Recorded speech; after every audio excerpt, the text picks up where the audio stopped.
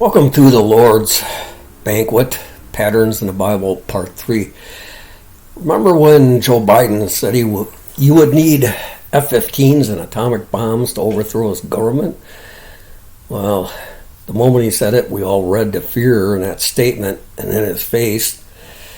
And that statement comes to our mind every time we see more evidence of Joe selling out the U.S. to the Chinese government, giving more money to Ukraine, passing more of his army and drugs over the border, every time he threatens to disarm us, every time we see criminals released and patriots facing trial for defending themselves, and every time his sexual revolution army makes new demands, including the elimination of every Christian.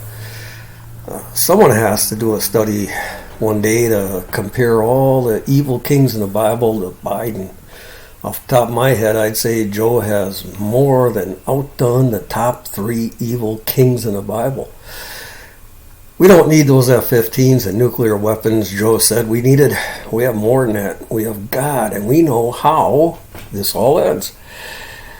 We also have the Bible and talk about nuclear.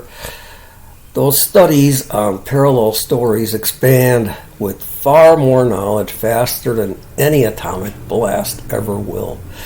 When we look at the Bible the way it was intended to be studied, we have no problem seeing God has always been in control and saw every detail we see unfolding today. When we look at the story of God's banquet prepared in heaven, Isaiah explained in chapter 25 and compared it to the king's banquet prepared for his son, Luke wrote about in chapter 14, we see how people thought work and play were more important than the banquet prepared by the king.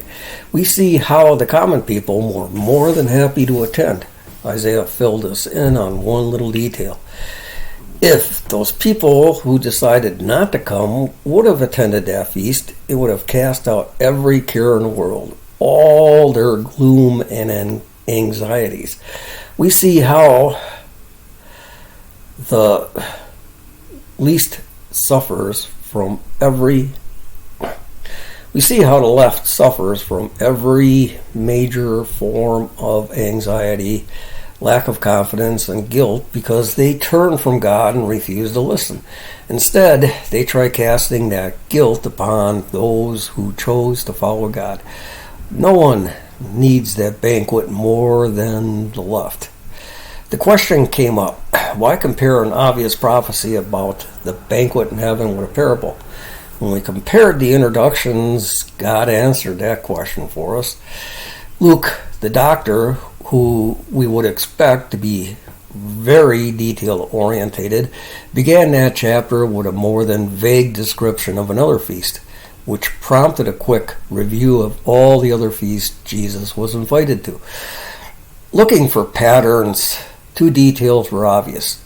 The priests and Pharisees were always present to oppose Jesus, and Jesus always healed someone and forgave their sins.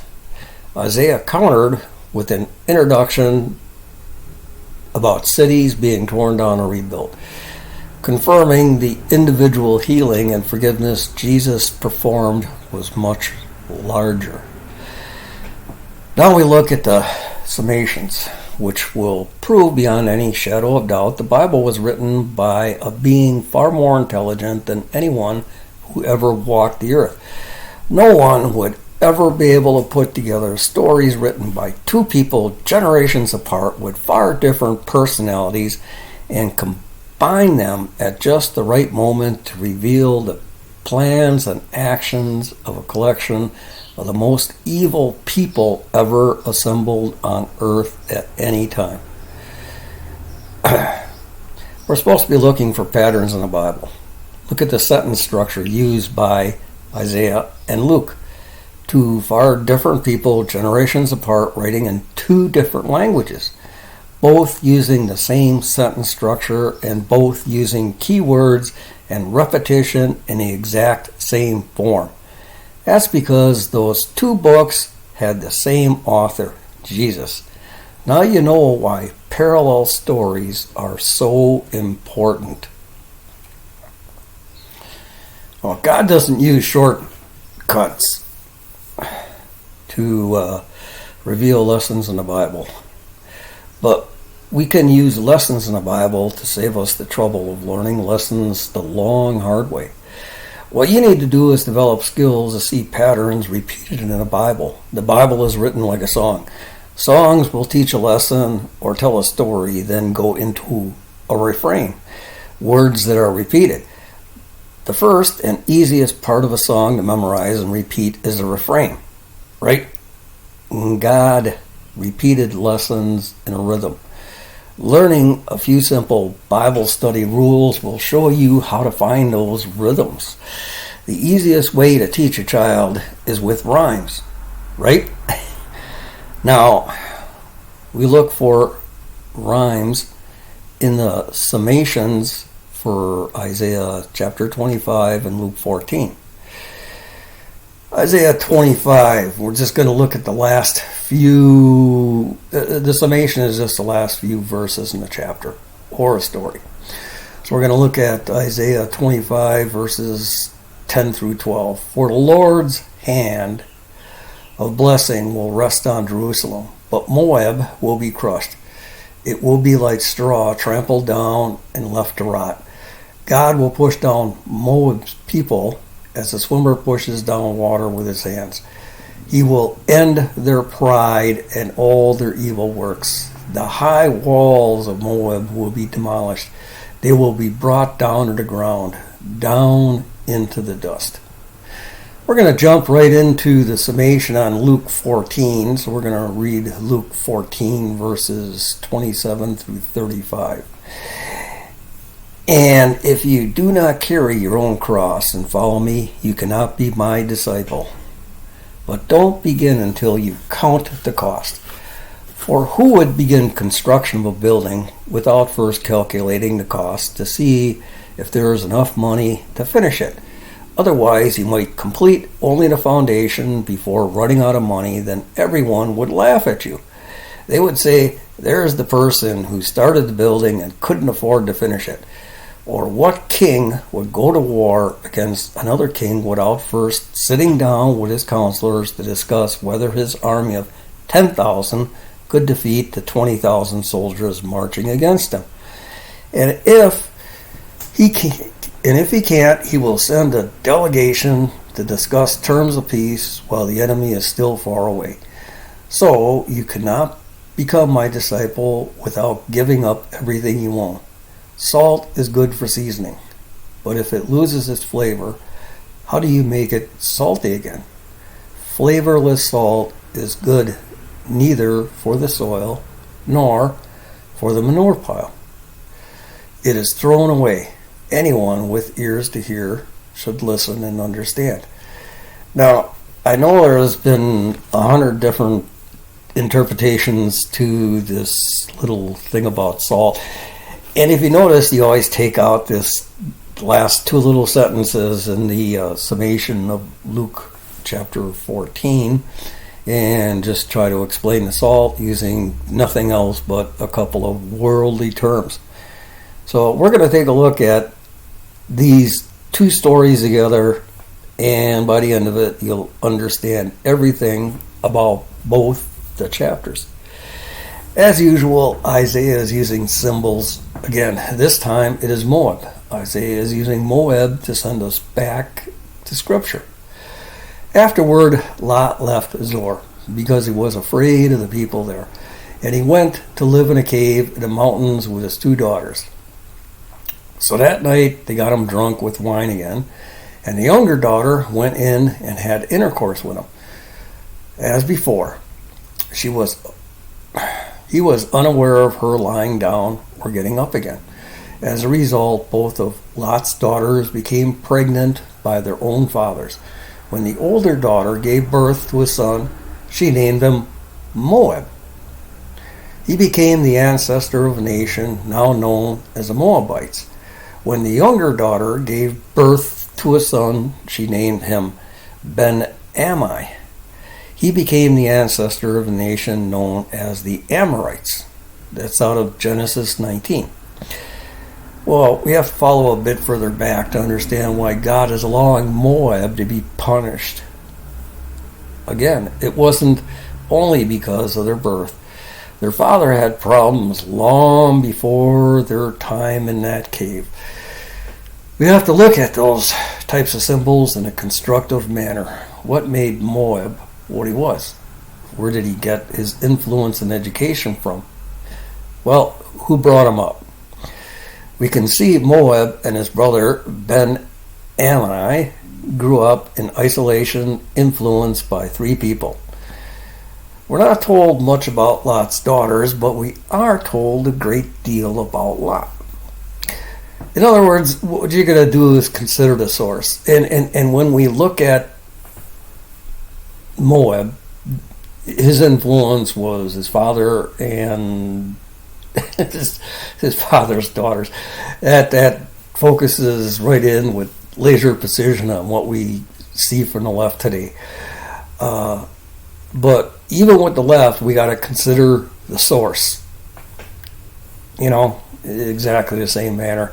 Lot left his home when God called Abraham. Lot's cattle grew much like Abraham, showing us Lot was also blessed by God. Soon, there wasn't enough grass and water for all of Lot and he was called Abram back in those days.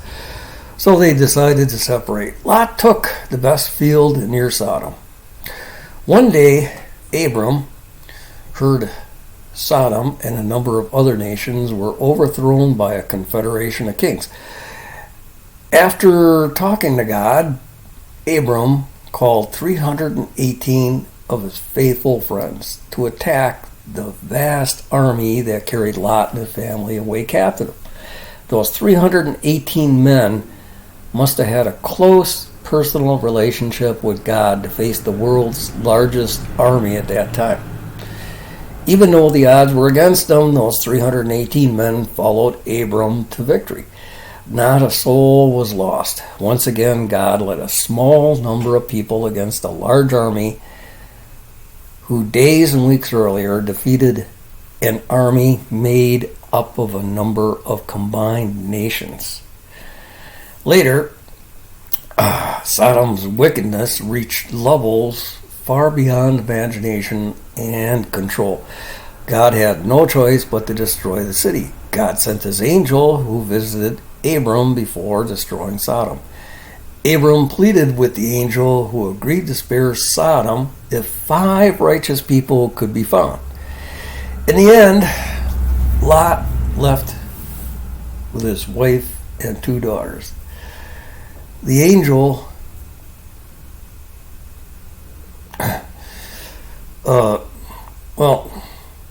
in short, Lot could only find 4 people willing to accept his word and leave the city.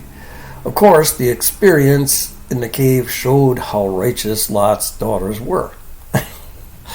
The point is, Abram knew 318 men willing to risk their lives to save Lot and his family.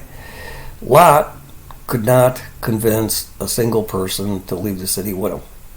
Once Lot separated from Abram, he lost something. Lot lost the ability and drive to lead people to God. Something in Lot's life took God's place in his heart. The inability to share God showed up in his 2 sons, Beam and Moab. Again, it's not difficult to see the lesson in Isaiah 25 repeated in Luke 14.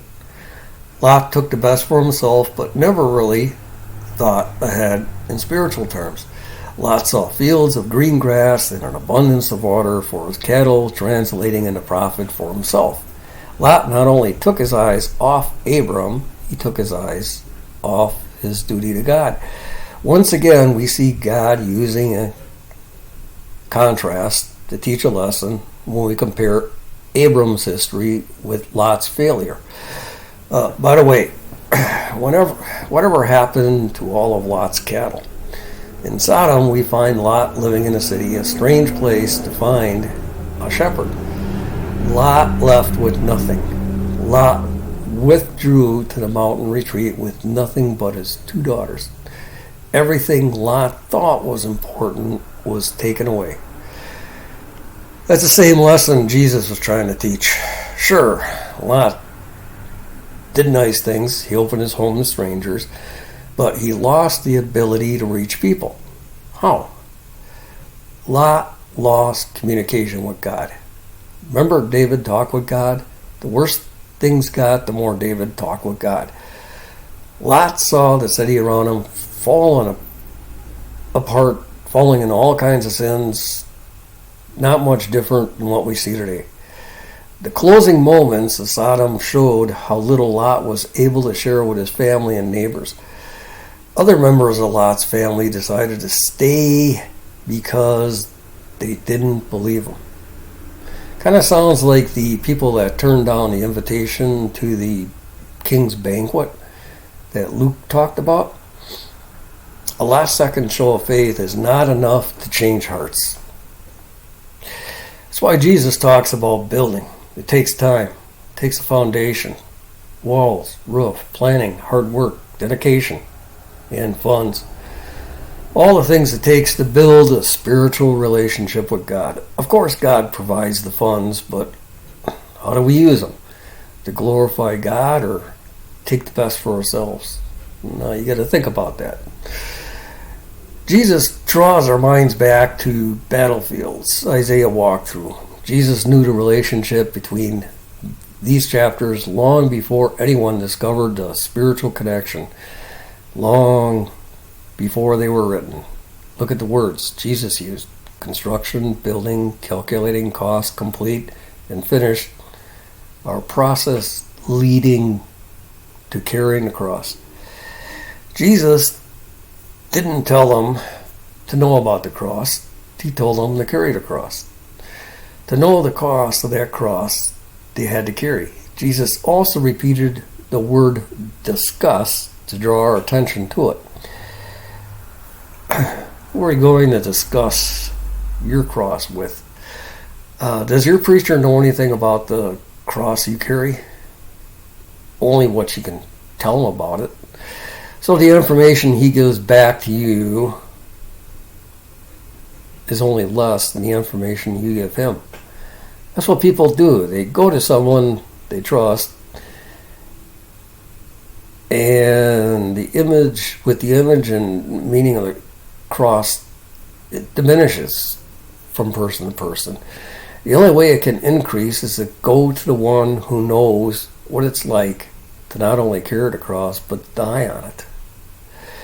It wouldn't be right to put the meaning of those symbols together without teaching you how to repeat that process so you can use it to properly interpret other symbols. Not to mention using this pattern to see if interpretations other people teach are correct. How do you know Moab represents Lot's relationship with God? Or shall we say lack of a relationship? God came up with a number of interpretations for Moab in Isaiah 25. How do we know which one is correct? How do we know Moab is a symbol pointing to Lot's relationship with God? We learn to look at context. Moab is mentioned in the summary, so it has to agree with the introduction by following the same theme as well as teach the same lesson. Look back at the introduction. O Lord, I will honor and praise your name, for you are my God. You do such wonderful things. You planned them long ago, and now you have accomplished them. Isaiah is praying to God. The introduction is a window looking into Isaiah's relationship with God. Remember, Isaiah is teaching us how God communicates with prophets as well as how prophets communicate with God. In this case, God used a contrast to teach the same lesson. As we look back on the story of Lot's life, we found other contrasts teaching the same lesson. This is what's known as context, plain and simple. It's so simple, no one should forget those lessons once they learn them. There should be no doubt the prophecy and its fulfillment are related. They have to be. We also know keywords and prophecies lead us to text explaining exactly how that prophecy is fulfilled. There's no guesswork. Since the prophecies and fulfillments are related, so are the chapters. Based on God's pattern in His Word, the introduction and summaries are spiritually related. In this example, Isaiah 25 began with a personal prayer to God. Isaiah recorded an example showing how he communicated with God. So the introduction to the parallel chapter must also teach a theme about relationships with God. Jesus showed his relationship with God in the introduction of Luke 14, which also contains a contrast. Religious leaders showing the lack of a relationship with God. Isaiah used Moab as a symbol in the summary. Since the introduction to Isaiah 25 shows the relationship with God, the summary must follow the same theme. This shows us what aspect of Moab to use in Isaiah 25. As a symbol, Moab represented a number of things at different times depending on the context. Now we see how the introduction in Isaiah 25 led us to the proper interpretation. How deep does the lesson go? Isaiah 25 tells us about God pushing Moab away. Why? To answer that question, we have to look at the contrast in the introduction of Isaiah 25. Isaiah, God's prophet, is drawing closer to God, looking for an answer. Since Moab is being pushed away, contact shows a lack of communication with God. Isaiah 25's parallel chapter, Luke 14, shows more details in its summary. Moab never took up the cross. They weren't interested in measuring the cost. They didn't lay a foundation. Moab had a history of fighting their own wars. We see another parallel between Isaiah 25 and Luke 14 in the summaries when we compare Moab pushed away like water and salt thrown away.